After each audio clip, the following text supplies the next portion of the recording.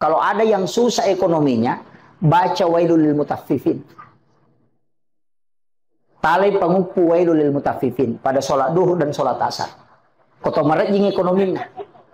Wailul lil mutaffifin. Baca itu. Insya Allah. Siapa yang membaca, saya dapat itu dari satu riwayat, siapa yang membaca surah ini di sholat fardu, maka Allah akan cukupkan rezekinya, bahkan dilebihkan itu. Ya. Tapi jarang, Pak Malampe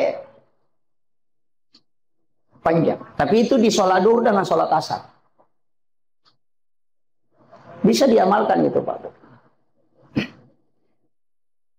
Sama sebenarnya kalau sholat isya kan biasanya kita baca alam nasra dengan alam tara kaifah.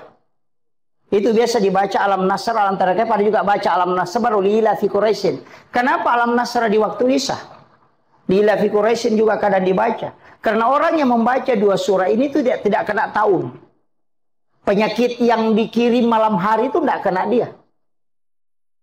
Iya. Maka datanya apa yang baca imamnya aja dan aku sampai yang isya tak baca, aku sampai yang sunnah isya.